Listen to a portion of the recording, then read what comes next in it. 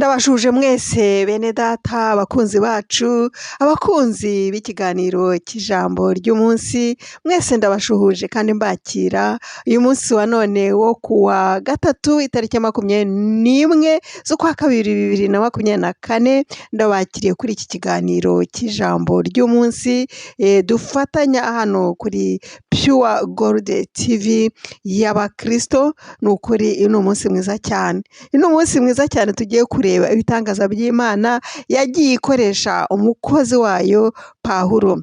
Pawulo twese tuzi abakunda gusoma Bibiliya ukuntu yarenganyaga abakristo, ariko maze iminsi nsoma igitabo cy'ibyakozwe n'intumwa nkareba ukuntu Imana nawe yakoreye Imana yamukoresheje ibitangaza kandi nawe ahorwa Imana. Haleluya! Ni uku nguku bijya bigenda iyo umuntu yigize kagarara akarenganya abakozi b'Imana, akarenganya ubwoko bw'Imana, nawe ahura n'Imana ikamwiyereka ikamukoresha nka Pawulo.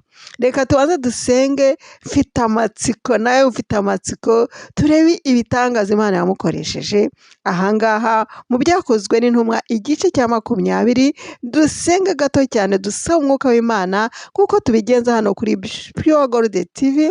Ni ukuri turasenga kandi ndakubwira nti uyu ni umuhamagaro Imana yampaye kugira ngo mbashe guhagarara hano kuri iyi platform, vuga ubutumwa bwiza, vuga ijambo rigufasha nanjye rimfasha, ntabwo ndi guha nanjye ntabanje gufashwa. Ni ukuvuga ngo turarifatanya twese dufashwe n'Imana, gutyo twigumire muri Yesu. Reka rero tubanze dusenge uyu mwuka w'Imana nanjye yampaye kugira ngo mpagarare nkomeze mvugu ijambo ry'Imana nshize amanga. Uwo ni wo mwuka tugiye gusaba ngo azabane natwe hano muri iki kiganiro cy'ijambo ry'umunsi. Reka dusenge aho uri mukunzi w'Imana. Mana Data, turagushimye cyane kubwira ijambo ryiza, ijambo duhaye rigiye kudukomeza, ryigishijwe n'umukozi wawe Pawulo, riracyari rizima, wamuhumekeyemo imbaraga zawe, iri jambo rigiye natwe kutwubaka uyu munsi wa none. Umwuka wera bari uyobora iki kiganiro, byose mbisabye mu izina rya Yesu Kristo umwami wacu, amena. Nshuti zanjye bakunzi b'Imana, reka turebe amagambo ari mu byakozwe n'intumwa ibice 20, tugiye guhera ku murongo wa 7. Icyo gihe Pawulo yakundaga kugenda, yakoraga ingendo, ngo aragenze aragenda agera ahantu hitwa Itirowa, ahamara icyumweru. Noneho ku wa mbere w'icyumweru ahita amanyagura imitsima, ateranya abantu, kuko aho yajyaga hose bakoraga amateraniro, bakoraga icyo nakwita wenda prayer meetings, cyangwa se tukavuga tuti ni amateraniro yo mu nzu runaka kugira ngo baganire, akabaganiriza iby'ijambo ry'Imana bakaryoherwa cyane. Ahangaha rero Pawulo bari mu nzu yo hejuru, ngo hari amatara menshi cyane hano hitwa Tirowa, ngo baterana muri icyo cyumba, aratangira amanyagura imitsima. Icyo ntabwo yakibagirwaga cyo gusangira. Abantu b'Imana iyo bateranye ni byiza gusangira kuko bituma begerana, bituma bagirana ubumwe. Niyo mpamvu yabikoraga, ngo aravuga, arabaganiriza, bararyoherwa. Nawe yari afite imbaraga z'Imana, aravuga bigeza mu gicuku, abantu batararambirwa.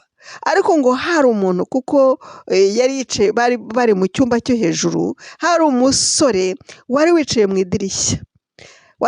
idirishya, navuga ngo ku nkengero wenda y'idirishya. Agatotsi karamukubita.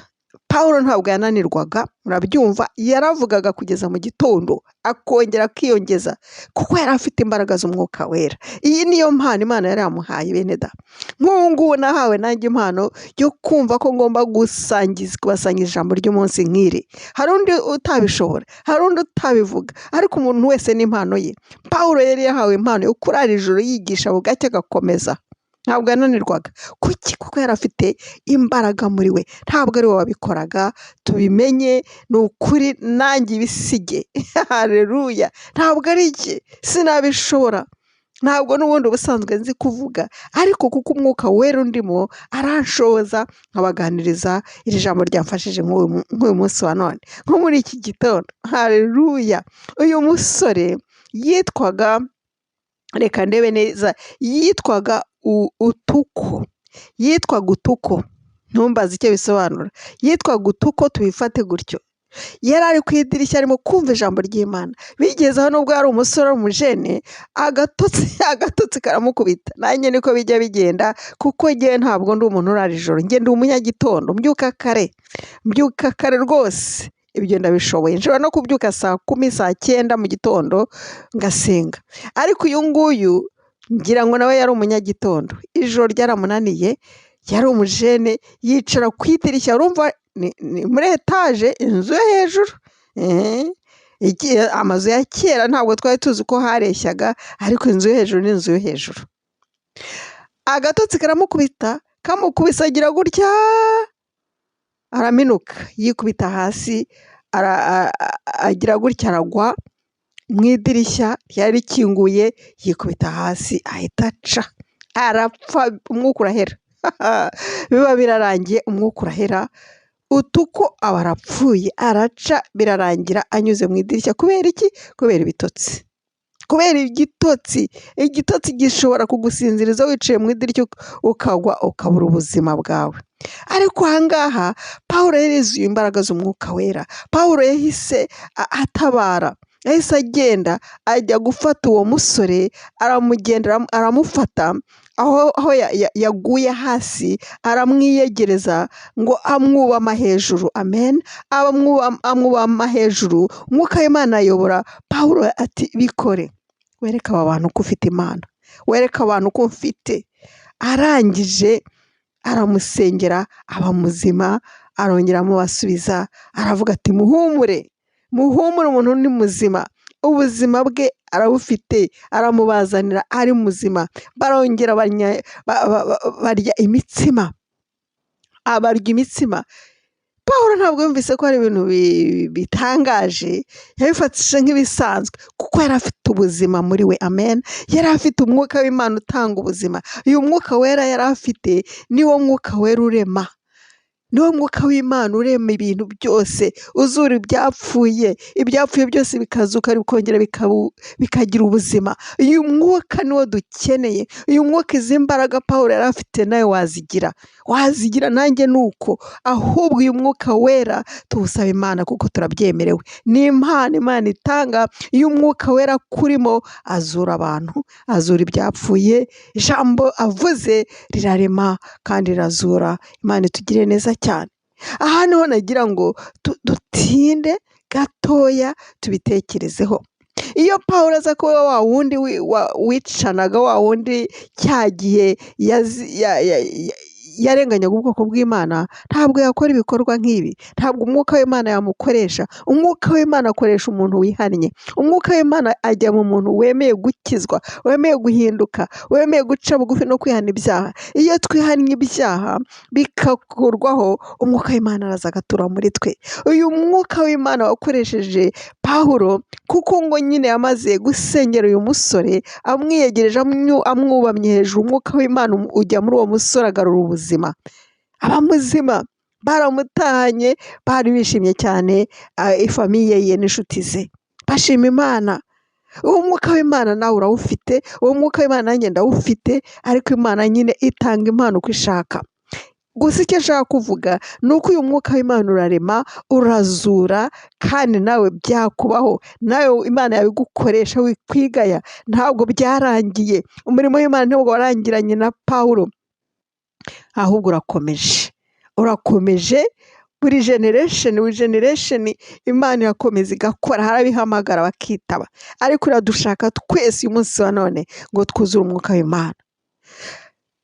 Pawulo yaragiye akomeza kuganira ijambo ry'Imana. Yarakomeje, ntabwo yigeze yicara. Yakomeje, bakomeza baraganira, bakomeza bashima Imana, akomeza kuganira ijambo ry'Imana. amen. Ntabwo yigeze avuga ati reka ndekeraho nanjye njye kuryama ndananiwe, ahubwo yarakomeje. Imana ishimwe cyane. Iyo dufite umwuka w'Imana bene data ntabwo tunanirwa, haleluya, ntabwo tunanirwa, ahubwo tugira imbaraga, tukazamurwa, tukamera nka cya gisiga kiguruka cyitwa ikizu, kikagera hejuru, Imana ikakongera imbaraga. Uko waba ungana kose, uko waba umeze kose, Imana irakuzamura. Hari ibyawe bigiye kuzuka uyu munsi wa none, hari ibyanjye umwuka wera agiye kuzura, bya bindi byapfuye muri twe, navuga ya mpano wari ufite, urabyibuka? Uribuka ko hari impano yazimye muri wowe? Uribuka ko hari ikintu Imana yajyaga gukoresha ugikizwa cyahagaze? Igiye kuzuka, ariko irazuka kuko nawe ubishaka. Uwo mwuka w'Imana, uyu mwuka w'Imana ni isezerano ryawe mwene da, ni iryanjye. Reka tuwusabe noneho ibyacu bizuke, tuzure n'abandi, tuzure n'abandi. Ntabwo wakwiga uvuge ngo reka byararangiye, biriya byari bya Pawulo, ahubwo ni ibyawe umunsi wa none. Izi mpano ni izawe umunsi wa none. Uyu mwuka w'Imana reka tuwukoreshe uyu munsi wa none, habeho ubuhamya ahubwo bufatika. Iki ni cyo nitwa ubuhamya bufatika. Pawulo yasize umurage mwiza, yasize ubuhamya bufatika, ntabwo ari we kandi ni umwuka w'Imana wari umurimo, ahubwo yaremeye. Reka natwe rero uyu munsi wa none tugiye gufata ibihe byo gusenga akanya gato cyane, dusaba uyu mwuka w'Imana. Uyu mwuka w'Imana, ngisoma aya magambo navuze, nibi bitangaza bigomba kubaho uyu munsi wa none muri twebwe, hagati yacu hano kuri Pure TV, byanze bikunze, kuko Imana yakoresheje Pawulo, irankoresha, iragukoresha twese. Reka rero dushyira hamwe dusenge, bya bindi byapfuye muri wowe, dusaba umwuka wera aza abizure adukoresheje, kuko umwuka wera ntabwo azakoresha ikirere. Ni wowe agiye kwinjiramo, agukoresha we mwana w'Imana, we mukozi w'Imana, we Pawulo y'uyu munsi wa none, amen. Reka rero ne kurondogora, iri ni ryo jambo navugaga nti ni ryo jambo Imana yampaye rigiye kugufasha umunsi wa none, ryo kugira ngo umenye ko umwuka wera agikora.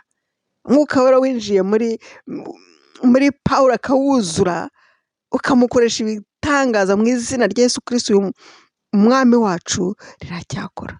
Iri zina Yesu riracyakora, hamwe n'imbaraga z'Imana, baracyarema, baracyazura, abantu bakazuka, imbaraga z'Imana zikaboneka. Atari biriya bavuga ngo abantu bafite imbaraga za Satani. Ese kuki abantu bumva ko imbaraga za Satani zakora ibitangaza, iz'Imana ntizibikore? Aho niho ntajya numvira abantu. Ahubwo hari imbaraga z'Imana zimira za Satani zikigirayo imbaraga za Yesu Kristo, twahawe n'Imana Data ushobora byose, maze zikazura. Hari ibyawe bizutse, hari ibyo Satani yazanye mu rugo rwawe, urakena, urarwara, urapfa, uraremba, agakiza kakuvamo. Uyu munsi wa none karagarutse, ni wowe ubyemera, kuko umwuka wera arahari, ni wowe kuzura ibyanjye nawe byapfuye. Reka ne kubatinza, dufata akanya ko gusenga. Muri uku gusenga turibuka abarwayi bari muri twe, bagomba gukira mu izina rya Yesu, kuko izi mbaraga turazifite. Bagomba gukira mu izina rya Yesu, ibyapfuye byose birazuka. Impande z'imibiri yacu yapfuye bigomba kuzuka mu izina rya Yesu, kuko uyu mwuka w'Imana urahari. Yesu Kristo ko yari ari kiriya gihe cya Pawulo, niko ari n'uyu munsi wa none igihe cyacu hano kuri Pure TV, kandi ko azahora iteka ryose. Niba ubyizera, reka dusenge. Turasengera abarwayi, turasengera abapfuye bazuke, turasengera ibyapfuye bizuke muri twe. Hari ibyasinziriye, yewe we, hari ibyasinziriye bimeze nk'uyu musore wagiye yikubita hasi utuko. Hari ibyasinzire byapfuye umwuka washizemo nka utuko, ariko mu izina rya Yesu reka twizere, birazuka uyu munsi wa none. Mana Data wa twese, dushingiye ku ijambo ryawe, duhagaze ku masezerano yawe, turebye ibyo wakoresheje Pawulo, akagenda kubarara hejuru ya utuko wari wapfuye, yashizemo umwuka, yikubise hasi, yavuye mu nzu yo hejuru yikubita hasi, anyuze mu idirishya, umwuka urashira. Dushingiye kuri iri jambo ukuntu yazutse, ntabwo ari Pawulo wamuzuye, yazuwe n'umwuka wawe Mana Data wa twese. Uyu mwuka warawuduhaye, wavuze ati uyu mwuka wera ni uwanyu namwe, kandi n'uwo dushakaho. Turasabye umwuka wera aze yuzure muri twe, turabishaka. turakwihaye turakwiragije kugira ngo umwuka wera yuzuye muri twe maze akora ibitangaza, izina ryawe rihabwa icyubahiro. Ntabwo dushaka kumva ko izina rya shitani ari ryo rihabwa icyubahiro muri iyi si, ryo rikora ibitangaza. Oya, ibyo turabyanze mu izina rya Yesu. Turashaka ko izina ryawe Data Mana ishobora byose rihabwa icyubahiro, ukigaragaza nk'uko wigaragaje mu gihe cya Pawulo. Urakoze Mana, turagushimye ko ubikoze.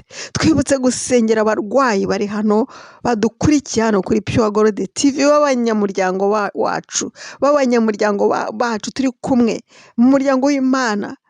Turasabye kugira ngo bakize mu izina rya Yesu. Ndabasabiye nizeye ntashidikanya yuko bakijije. Abapfuye bazuke, ibyapfuye byacu bizuke according to your will, Almighty God. Ndagusabye kugira ngo ubushake bwawe ari bwo bukoreka, he gukoreka ubushake bwanjye. Urakoze Mana, urakoze kuri muzima, urakoze kugira neza, urakoze ko nta kikunanira, urakoze kugiye gukora ibiguhesha icyubahiro. Urakoze Mana, izina ryawe nirikomeze rishimwe, byose mbisabye mu izina rya Yesu Kristo umwami wacu, amen, amen. Bene Data, nagira ngo bashimira amasengesho yanyu kandi ukomeza kubagezaho up to date yuko abanyamuryango hano kuri Pure Gold TV bari kwiyongera, bamaze kurenga 700. Ibyo ni iby'igiciro, tubimenye yuko Imana iri kongera abantu, kuko ngo intumwa zavugaga ubutumwa bwiza. Umunsi umwe Petero avuze ubutumwa bwiza, abantu 300,000 biriyongera. Natwe hano kuri Pure Gold TV hiyongereyeho abandi 100 mu cyumweru. Abo ni benshi cyane. Reka dukomeze dushime Imana, vuba cyane tuzazamuka mu mwuka no mu mubiri. Imana yigaragaze. Nkwifurije umunsi mwiza, turi kumwe, tuzakomeza ubutaha. Nakumenyeshaga ko iki kiganiro cyo kugukomeza cy'ijambo ry'umunsi wakigezwagaho nanjye Jose Irumva. Ndabakunda mwese inshuti z'Imana, turi kumwe muri Yesu. Do not give up. Ntubivemo, bigumemo.